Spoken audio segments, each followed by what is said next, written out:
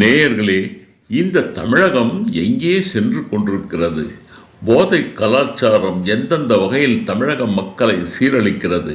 சீரழிவுக்கு மூல காரணம் மக்களா அல்லது அரசா? புதிதாக மதுக்கள், குட்கா, கஞ்சா, கள்ளச்சாராயம், காட்டன் சூதாட்டம், கேளிக்கை என்ற பெயரில் தாராளமாக உலவும் சீரழிவு கலாச்சாரத்தை எல்லாம் இனி இத்தனையும் இந்த தமிழ் மக்கள் அனுபவித்துத்தான் ஆக வேண்டும். இத்தனையும் தமிழக மக்களின் பொழுதுபோக்கு கலாச்சாரமா அல்லது நாகரிகத்தின் உந்துதலா? பழையனை நீக்கி புதிதாக வந்துள்ள அரசு மக்களே ஆர்ப்பரித்து அமைத்து கொண்ட இந்த அரசின் செயல்பாடுகள் ஒவ்வொன்றும் நம்பிக்கை தருவதாக இல்லை. மக்களை ஏமாற்றும் புதிய உக்திகள் எதிர்பார்த்த மக்களின் நம்பிக்கையிலிருந்து புதிய அரசின் செயல்பாடுகள் எங்கேயோ சென்று கொண்டிருக்கிறது. பழைய அரசியல் கட்சிகளை நிராகரித்த இந்த மக்கள் புதிய அரசியல்வாதிகளிடம் எதை எதிர்பார்த்தார்களோ அவையெல்லாம் காணல் நீராய் கரைந்து கொண்டிருக்கிறது. இந்த அரசியல்வாதிகளுக்கெல்லாம் தெரிந்த ஒரே பழமொழி, திருடனாய் பார்த்து திருந்தாவிட்டால் திருட்டுத் தொழிலை ஒழிக்க முடியாது என்பதுதான்.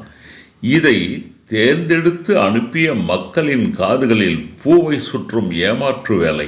அப்படி என்றால் இந்த அரசியல்வாதிகள் ஏன் ஆட்சிக்கு வர வேண்டும்? திருடர்கள் எல்லாம் திருந்துவது எப்பொழுது? அதற்கான அரசாங்கம், நிர்வாகம், சட்டம் இவையெல்லாம் எதற்கு?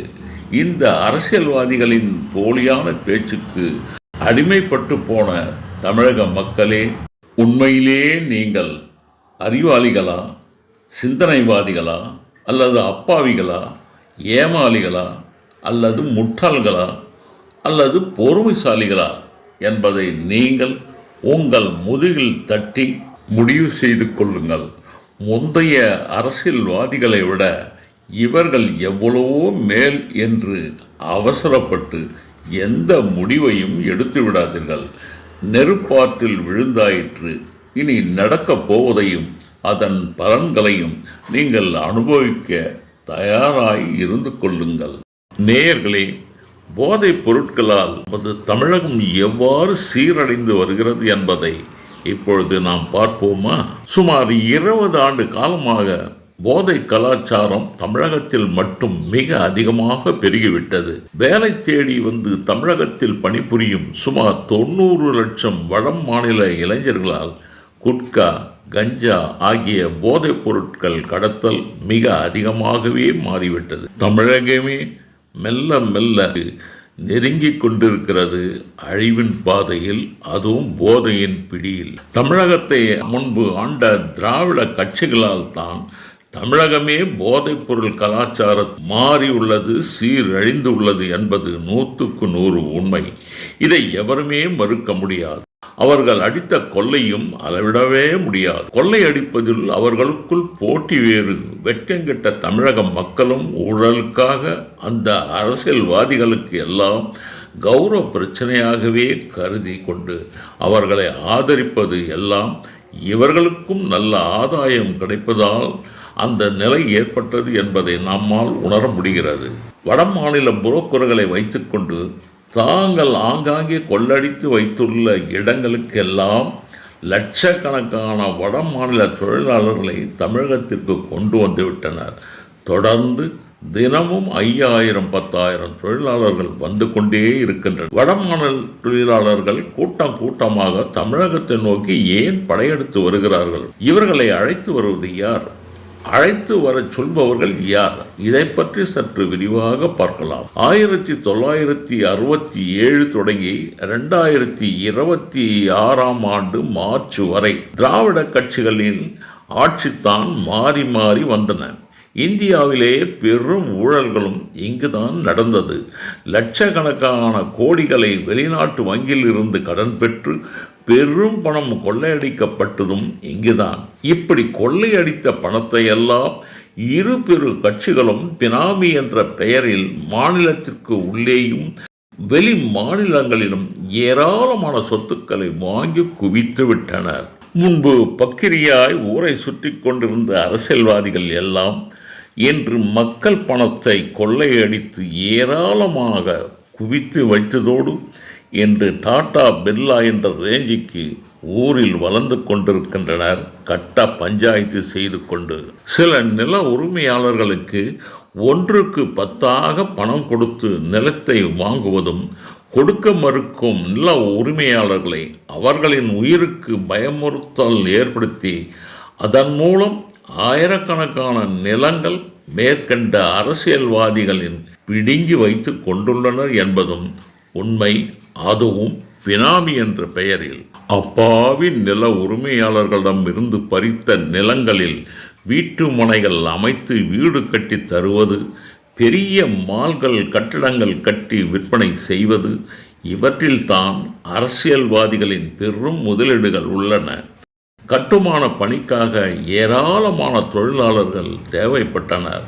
உள்ளூர் ஆட்களை பணிக்கு வைத்தால் எல்லா விவரங்களும் அந்த தொழிலாளர்களுக்கு தெரிந்துவிடும். அதனால் மேலும் தமிழக வேலையாட்கள் அதிகமாக கூலி கேட்கிறார்கள் என்றும் வேலைகளை சரிவர செய்வதில்லை என்றும் பெரும் குற்றச்சாட்டு வேறு அங்கே உள்ளது. அதனால் எதுவுமே தெரிந்து கொள்ளாத, மொழி தெரியாத நபர்களை வைத்தால் உண்மையில் வெளியில் தெரிய போவதே எதுவும் இல்லை. ஏற்பாடு செய்த புரோக்கர்கள் மூலம் லட்சக்கணக்கான வடமாநில தொழிலாளர்கள் தமிழகத்தை ஆக்கிரமிக்க தொடங்கிவிட்டனர். மத்தியில் ஆட்சியில் உள்ளவர்களின் பெரும் ஆதரவும் எப்பொழுதும் அவர்களுக்கு இருந்து கொண்டே இருக்கிறது என்பதுதான் உண்மை.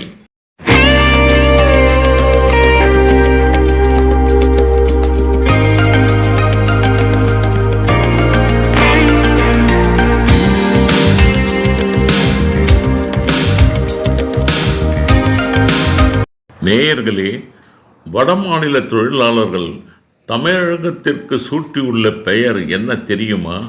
துபாய். இந்தியாவில் ஒரு துபாய் உள்ளது என்றால் அது தமிழகம் மட்டும்தான். வடகிழக்கு உத்தரப்பிரதேசம், பீகார், மேற்கு வங்கம், ஜார்க்கண்ட், சத்தீஸ்கர், ஒரிசா ஆகிய மாநிலங்களிலிருந்து லட்சக்கணக்கான வடமாநில தொழிலாளர்கள் தமிழகத்துக்கு வந்து கொண்டிருக்கின்றனர். இதில் பங்களாதேஷிலிருந்தும் மேற்கு வங்கத்தினரின் உதவியுடன் தமிழகத்தில் ஏராளமான நபர்கள் நுழைந்துள்ளனர். மிக மோசமான மாநிலம் எது என்றால் பீகாரும் மேற்கு வங்காளம் மட்டுமே. இந்தியாவிலேயே மிக மிக அதிக வறுமை கொண்ட மாநிலங்களும் அவைகள்தான். பீகாரில் வசிப்பவர்களுக்கு எந்த அடிப்படை வசதியும் அங்கு கிடையாது. மக்கள் தொகை 8.5 கோடி. வேலை வாய்ப்பும் கிடையாது. சரியான அளவு தண்ணீர் கூட கிடைப்பதில்லை. அந்த மாநிலத்திலிருந்து சுமார் 15 ஆண்டுகளுக்கு முன்பு ஏராளமான இளைஞர்கள் புரோக்கர்கள் உதவியுடன் துபாய் மற்றும் அரபு நாடுகளுக்கு கூலி வேலைக்காக சென்றவர்கள் அங்கு எதிர்பார்த்த தொகையும் வசதியும் கிடைக்காததால் ஒட்டுமொத்தமாக பீகாருக்கு வந்துவிட்டனர். பீகார் மாநிலம் எப்பொழுதும் வறட்சியின் பிடியிலேயே சிக்கிக் கொண்டிருக்கிறது. அங்குள்ள 10 வயது சிறுவர் முதல் இளைஞர்கள், சில பெண்களும் கூட குட்கா பழக்கத்திற்கு ஆளாகியுள்ளனர். அவர்களுக்கு ஒருவேளை சாப்பாடு கிடைக்கவில்லை என்றால் கூட வருத்தப்பட மாட்டார்கள். அவர்களுக்கு குட்கா இருந்தால் போதும், பொழுதையே கழித்து விடுவார்கள். ஒவ்வொரு இளைஞனின் பாக்கெட்டிற்குள்ளும் குறைந்தது 5 குட்கா பாக்கெட்டாவது இருக்கும். இந்த நிலையில் கஞ்சா பழக்கமும் அவர்களை தொற்றிக்கொண்டது. அவர்கள் ஏற்படுத்தி கொண்ட அந்த பழக்கம் கடைசி வரை அவர்களால் விடவே முடியாது என்பதுதான் உண்மை.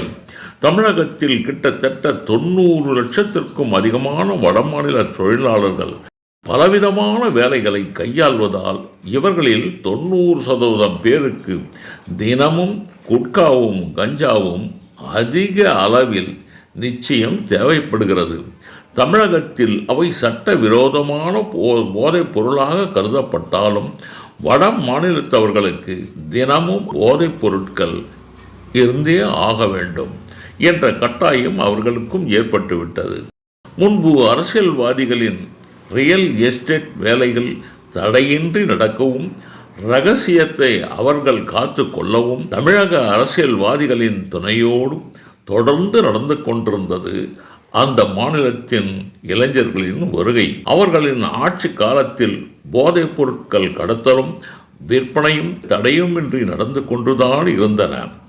தற்பொழுது புதிய அரசால் சில கட்டுப்பாடுகள் வந்து கொண்டே இருப்பதால் தினமும் ரயிலிலும் பஸ்ஸிலும் கார்கள், வேன்கள், லாரிகள், ஏன் 2 வீலர்கள் கூட அவற்றில் பரிசோதிக்கப்பட்ட போது ஏராளமான கஞ்சா கடத்தல் பொருட்கள் பறிமுதல் செய்யப்பட்டு தினமும் பத்திரிகைகளிலும் செய்தித்தாள்களிலும் தொலைக்காட்சியிலும் மற்றும் இணையதளங்களிலும் செய்தியாக அவை வந்து கொண்டிருப்பதை நீங்களும் பார்த்து கொண்டு தான் இருக்கிறீர்கள். கடத்தி வரும் போதைப் பொருள் குட்கா, கஞ்சா வடமாநில தொழிலாளர்களுக்கு மட்டுமல்லாது தமிழகத்தில் பலதரப்பட்ட இளைஞர்களும் அதனை பயன்படுத்தி கொண்டே தான் இருக்கின்றனர். முன்பு வெட்ட வெளிச்சமாக ஓடிக்கொண்டிருந்த போதைப் பொருட்கள் கடத்தல்கள் என்று மறைமுகமாக கடத்தப்பட்டு கொண்டு வரப்படுகிறது. தமிழகத்தில் பணிபுரியும் வடமாநில தொழிலாளர்களுக்கு தினமும் குட்கா கிடைக்கவில்லை என்றால் அவர்களுக்கெல்லாம் பைத்தியம் பிடித்த மனநிலை ஏற்பட்டுவிடும் என்று வடமாநில தொழிலாளர்களில் பலர் என்னிடமே கூறினர். ஒருவேளை உணவு இல்லை என்றால் கூட பரவாயில்லை, ஆனால் தங்களுக்கு கட்டாயம் குட்கா இருந்தே ஆக வேண்டும். தங்கள் சோர்வடையாமல் எந்த வேலையை தாங்கள் ஈடுபடுகிறார்களோ அந்த வேலையை ஒழுங்காக செய்ய முடியும் என்று பல வட மாநில தொழிலாளர்கள் கூறுவது அது அவர்களின் மனதையும் உடலையும் எவ்வளவு பாதித்து உள்ளது என்பதை நேயர்கள் தான் புரிந்து கொள்ள வேண்டும். அதனால் முன்பு ஆட்சியில் இருந்த திராவிட அரசியல்வாதிகளின் சுயநலத்திற்காக தமிழகம் எப்படி சீரழிக்கப்பட்டுள்ளது என்பதையும் நீங்கள் நன்றாக உணர்ந்து கொள்ளுங்கள். இப்படிப்பட்ட ஒரு தொழிலாளிகளை எவ்விதத்தில் பயன்படுத்தினால் தங்களுடைய ரகசியங்கள், தங்களுடைய சொத்துக்கள் எங்கெங்கு இருக்கின்றன, யாரால் எது கட்டப்படுகிறது என்ற போன்ற விவரங்களை எல்லாம் மற்றவர்கள் அறிந்து கொள்ளோ வண்ணம் இவர்கள் அந்த அரசியல்வாதிகளுக்கு நன்றாகவே பயன்பட்டு போனார்கள் என்பதுதான் உண்மை. போதைப் பொருட்கள் விற்பனையிலும் நமது அரசியல்வாதிகளின் பங்கு எவ்வளவு இருக்கும்? அப்படிப்பட்ட அரசியல்வாதிகளை நம்பித்தான் சில்லறைக்காக ஏங்கி ஆட்சி கட்டலில் அமர வைத்து அழக பார்த்திருக்கிறார்கள் இந்த மக்கள். இந்த மக்களும் ஒரு நாளும் திருந்தப் போவதில்லை.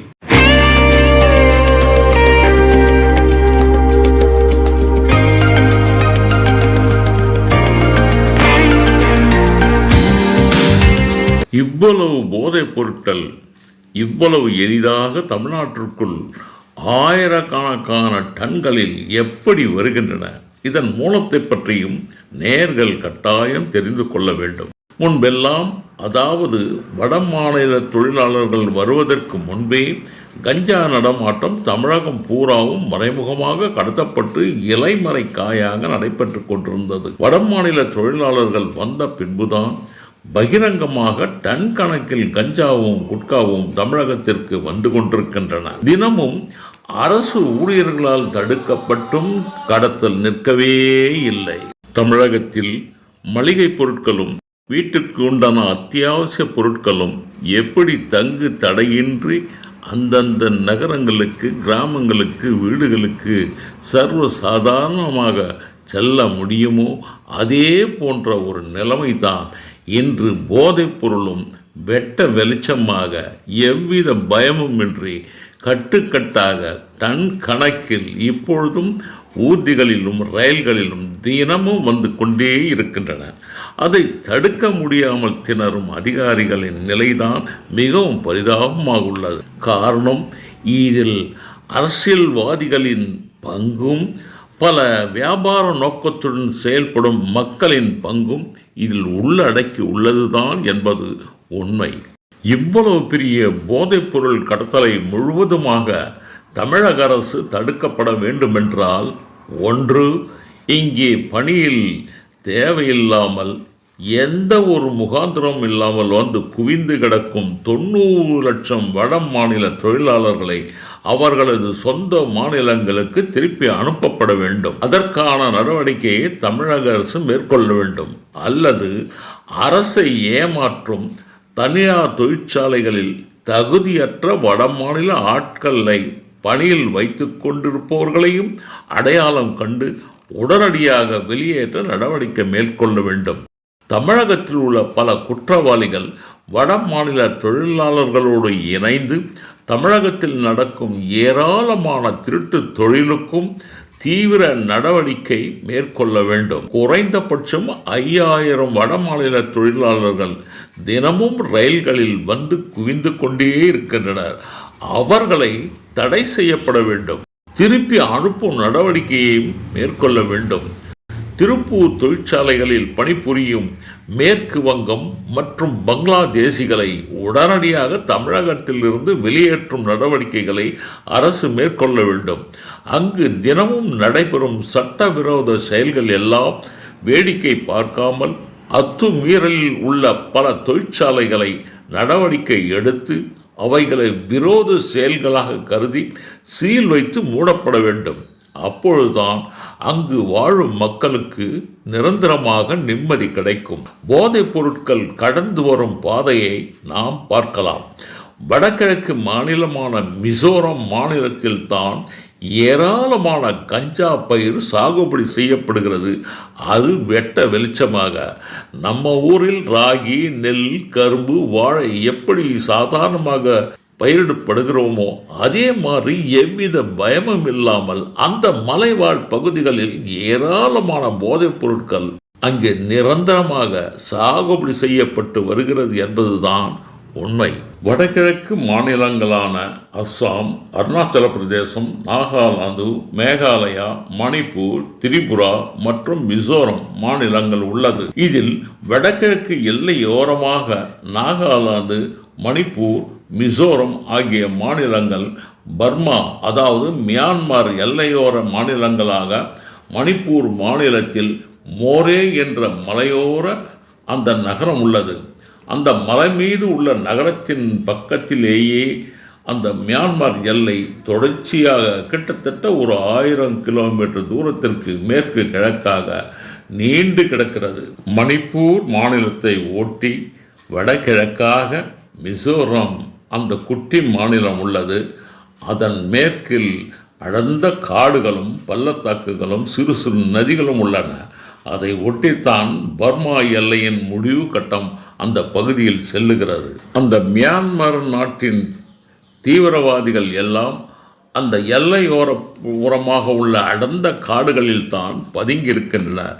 இவர்களுடைய தொடர்புகள் எல்லாம் அதிகமாக மிசோரம் மாநிலத்தையே குறிவைத்துள்ளன. எனவே ஏராளமான தீவிரவாதிகள் அடிக்கடி தொடர்பு கொண்டு வெளிவருவதும் அங்கிருந்து மீண்டும் காட்டுக்குள் செல்வதுமாக உள்ள ஒரு நிலப்பகுதி எது என்றால் அது மிசோரம் என்ற சிறிய மாநிலத்திற்குள் தான். காரணம், அங்குள்ள கிராமங்களுக்குள் வெளி மாநில மக்கள் அவ்வளவு எளிதில் சென்றுவிட முடியாது. ஏராளமான மலைகளும் பள்ளத்தாக்குகளும் சரியான சாலை வசதிகளும் கூட இல்லாத மாநிலம் அது. இந்த மிசோரம் மாநில காட்டுப்பகுதிக்குள் ஏராளமான விவசாயிகள் கஞ்சா சாகுபடி தங்கு தடையின்றி பயமில்லாமல் அங்கே செய்து கொண்டிருக்கின்றனர். இவர்களுக்கு உதவி புரிய பர்மா எல்லையில் உள்ள தீவிரவாதிகளும் உதவி புரிகின்றனர். இது மட்டுமல்ல, அந்த மிசோரம் பகுதியில் உள்ள சில அரசியல்வாதிகளும் தீவிரவாதிகளும் கூட தொடர்ந்து அவர்களுக்கு ஊக்கமளித்து அப்படிப்பட்ட ஏராளமான பயிர்களை செய்ய ஊக்குவிக்கின்றனர் என்பதும் உண்மை. நம் தமிழகத்தில் திண்டுக்கல் மாவட்டம் மற்றும் அதை சுற்றியுள்ள பல கிராமங்களில் எப்படி சர்வ சாதாரணமாக புகையிலை சாகுபடி செய்யப்படுகிறதோ அதே போன்று மிசோரம் பக்கத்தில் உள்ள அந்த திரிபுரா மாவட்டத்திலும் ஏராளமான வனப்பகுதிகளில் இந்த கஞ்சா சாகுபடி செய்யப்படுகிறது, எவ்வித பயமும் இல்லாமல். அப்படி சட்ட விரோதமாக அந்த சிறிய இரு மாநிலங்களிலும் பயிரிடப்படும் இந்த கஞ்சா சாகுபடி நிலங்களில் உள்ள அந்த பயிர்களை தேடி தேடி அழித்து கொண்டே இருந்தாலும் மீண்டும் மீண்டும் தொடர்ச்சியாக நம்ம ஊர் நெல் சாகுபடி செய்வது போல் அங்கே தொடர்ந்து சாகுபடியும் அறுவடையும் நடந்து கொண்டேதான் இருக்கின்றன. அவை எக்காலத்திலும் தடை செய்ய முடியாது என்ற ஒரு சூழ்நிலை தான் அங்கு உள்ள மக்களிடம். மிசோரம் மாநிலத்தில் கஞ்சா சாகுபடிக்காக ஏராளமான முதலீடுகளை செய்வதற்கு அந்நிய நாட்டவர்களும் அங்கே அவர்களுடைய தொடர்பும் இருப்பது நமக்கு தெரிகிறது. ஏனென்றால் அங்கே அறுவடை செய்யப்படும் அத்தனை கஞ்சா பயிர்களையும் அங்கேயே காய வைத்து அந்த உள்நாட்டு கிராமிய முறையில் பதப்படுத்தப்பட்டவை மருத்துவ ரீதியாகவும் சர்வதேச அளவில் கொண்டு போய் அந்த போதைப் பொருட்களை விற்பதற்கும் இந்த வெளிநாட்டு சக்திகள் அதிகமாக துணை புரிகின்றன. அது பர்மா எல்லையில் உள்ள தீவிரவாதிகள் மட்டுமல்ல, இதே ஐரோப்பிய நாடுகளில் இருந்த சில ஆங்கிலேயர்களும் கூட அங்கங்கே உள்ள நிலங்களில் நாம் பார்க்க முடிந்தது. உண்மையிலே இது மறைமுகமாக நடைபெற்று கொண்டிருக்கிறது. நமது பாரதத்திற்கும் வெளியுலகத்திற்கும் தெரியாத ஒரு செயலாகத்தான் நான் இதை பார்க்கிறேன். அந்த மிசோரம் மாநிலத்தில் கஞ்சா சாகுபடி செய்வோருக்கு நல்ல லாபம் கிடைப்பதால் தொடர்ந்து அவர்கள் சாகுபடியில் ஈடுபடுகின்றனர். எவ்வித தயக்கமும் இன்றி பதப்படுத்திய கஞ்சாவிலிருந்து தரம் பிரிக்கிறார்கள். தரம் குறைந்த கஞ்சா இலைகளை குட்கா தயாரிக்கவும் அனுப்பிவிடுகிறார்கள். இப்படி விளைவிக்கும் கஞ்சாவை மணிப்பூர் மாநிலம் வழியாக கடத்துகிறார்கள். இதனால் மிசோரம் மற்றும் மணிப்பூர் மாநில மலைக்கிராம பழங்குடியின மக்கள் மற்றும் நகர மக்களுக்கும் தீராத சண்டையும் பகைமையும் தொடர்ந்து நடந்து கொண்டே இருக்கின்றன. அவ்வப்பொழுது கலவரமும் நடந்து கொண்டிருக்கிறது. மிசோரம் மாநில விவசாயிகள் பதப்படுத்தி வைத்த கஞ்சா மற்றும் குட்கா பொருட்கள் பங்களாதேஷ் கடல் எல்லை வழியாக சிறு சிறு படகுகளில் கடத்தி வரப்பெற்று மேற்கு வங்காளம் மற்றும் பீகார் மாநில கடத்தல் வியாபாரிகளுக்கு விற்பனை செய்யப்படுகிறது. அதனால் பீகார் மாநில இளைஞர்கள் போதைப் பொருளுக்கு அடிமையாகிவிட்டனர் என்பதும் உண்மை.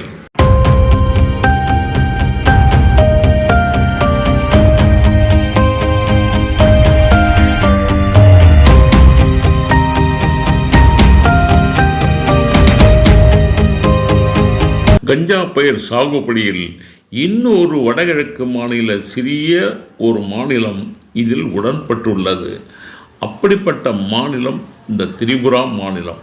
இதனுடைய தெற்கு பகுதியில் உள்ள மலைப்பகுதி முழுவதும் மேற்கு கிழக்காக கிட்டத்தட்ட பங்களாதேஷ் எல்லையை சார்ந்தே நீண்டு கிடக்கிறது.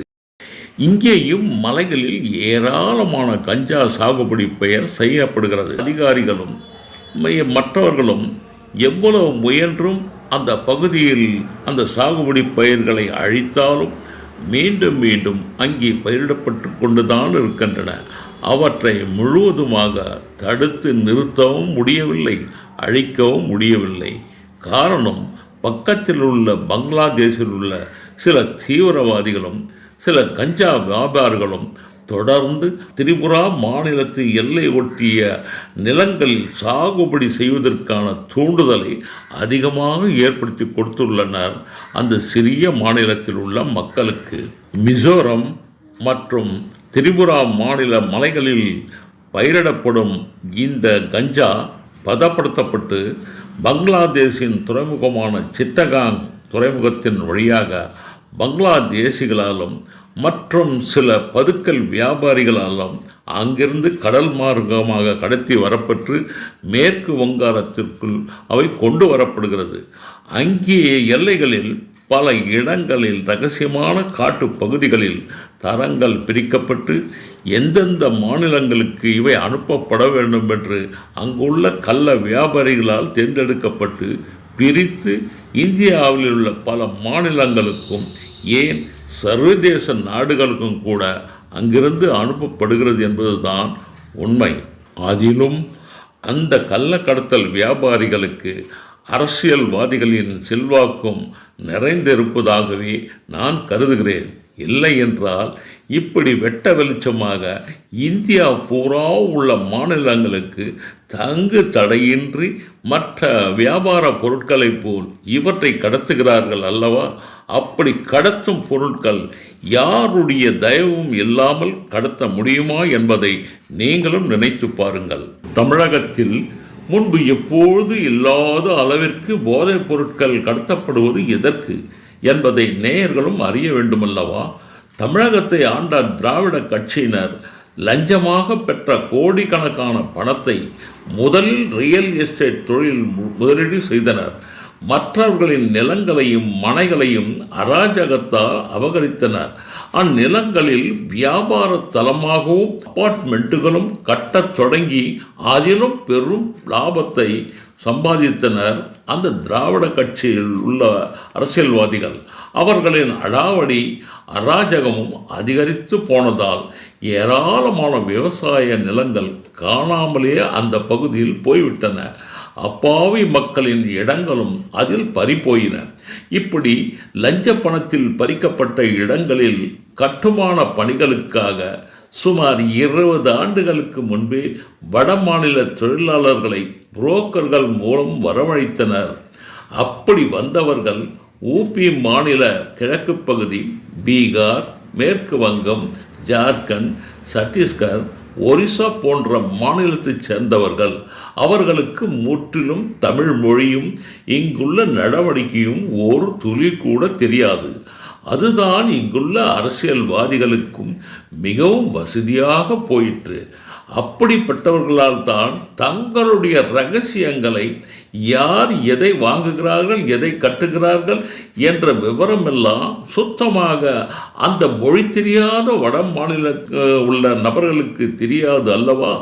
அப்படிப்பட்டவர்களைத்தான் நமது அரசியல்வாதிகள் விரும்பி வரவழைத்து இங்கே தமிழகத்தில் 90 லட்சம் பேரை இருக்குமாறு செய்துவிட்டனர். தினமும் 5000 10,000 பேர் வரை வந்து கொண்டே இருக்கிறார்கள், எவ்வித தடையும் இல்லாமல். நேயர்களே, இந்தியாவிலேயே அதிகமாக வறுமையை பிடித்த மாநிலமாக பீகாரும் மேற்கு வங்காளமும் உள்ளது. இங்கு உள்ள மக்களுக்கு அடிப்படை வசதியை கூட அங்குள்ள அரசாங்கங்கள் முழுவதுமாக செய்து கொடுக்கவில்லை. இன்று நீங்கள் சென்று பார்த்தாலும் கூட அவை மாநிலமாகவே உங்களுக்கு தென்படாது. மக்கள் வாழ்க்கையும் அப்படிப்பட்ட ஒரு சூழ்நிலையில்தான் அங்குள்ள மாநிலங்கள் அமைந்துள்ளன. கடத்தல் வியாபாரிகள் குட்கா, கஞ்சா போன்றவைகளை அந்த மாநிலங்களுக்குள் தடையில்லாத வியாபாரமாக கொண்டு சென்று நடத்துகின்றனர். அங்குள்ள இளைஞர்கள் மிக அதிகமாக பயன்படுத்த தொடங்கிவிட்டனர் அந்த கஞ்சா பொருட்களை. உண்பதற்கு உணவு இல்லை என்றாலும் பரவாயில்லை, தினமும் போதைப் பொருட்கள் அவர்களுக்கு இருந்தே ஆக வேண்டும் என்ற நிலைக்கு அம்மாநில இளைஞர்களும் மற்றவர்களும் பழகி போய்விட்டனர். அந்த இரு மாநிலங்களில் மிகவும் சுகாதாரமற்ற நிலையை எல்லா இடங்களிலும் நீங்கள் இன்றும் கூட போய் பார்க்க முடியும். 90 லட்சம் வட மாநில தொழிலாளர்கள் தமிழகத்தில் இருக்கும் வரை போதைப் பொருள் ஒழிப்பு என்பது ஒரு காலம் முடியாது. அவர்களை இங்கிருந்து ஒட்டுமொத்தமாக அனுப்பிவிடும் பட்சத்தில் 90% போதைப் பொருட்களின் கடத்தல் வியாபாரமும் அடியோடு மறைந்து போகும். முந்தைய திராவிட கட்சிகளால் இம்மாநிலத்தில் ஏற்படுத்தப்பட்ட 50% மதுபான கடைகளையும் மூட வேண்டும். திராவிட கட்சிகள் பறித்த இடங்களுக்கு வட மாநில தொழிலாளர்களின் தேவை மிக அதிகம். வட மாநிலத்தவரை திருப்பி அனுப்ப அவர்கள் விரும்புவார்களா? கட்டிடத் தொழில் முதல் விவசாயம் மற்றும் அடிமட்ட வேலை வரை வடமாநில தொழிலாளர்கள் நிரம்பி உள்ளனர். இன்னும் சிறிது காலத்தில் தமிழகத்தின் ஜனத்தொகையில் 50% பேர் அவர்களால்தான் இருப்பார்கள். போதை கலாச்சாரம் கொடிகட்டி பறக்கும். நிரந்தரமாக அவைகளை ஒழிப்பது என்பது சாத்தியமற்றதாகவே ஆக்கிவிடும். தமிழக மக்களே, திராவிட கட்சிகளின் போலியான பேச்சுக்களை நம்பிக்கொண்டிருக்காமல் வட மாநில தொழிலாளர்களின் செயல்பாடுகளை தெரிந்து கொள்ள தவறாது இந்தியை கற்றுக்கொள்ளுங்கள். போதை கலாச்சாரம் அதிகம் பரவ அதில் மக்களின் பங்கு உள்ளது என்பதுதான் உண்மை. ஏனென்றால் இவர்கள் துணை இல்லாமல், இவர்களுடைய பக்கபலம் சப்போர்ட் இல்லாமல் மற்ற எந்த வேலையும் எதிரியால் கூட செய்ய முடியாது. எனவே இங்குள்ள நிலையை முழுவதுமாக நீக்க வேண்டுமென்றால் இங்குள்ள மக்களும் முழுமையாக திருந்த வேண்டும் என்பதே எமது ஆதங்கம்.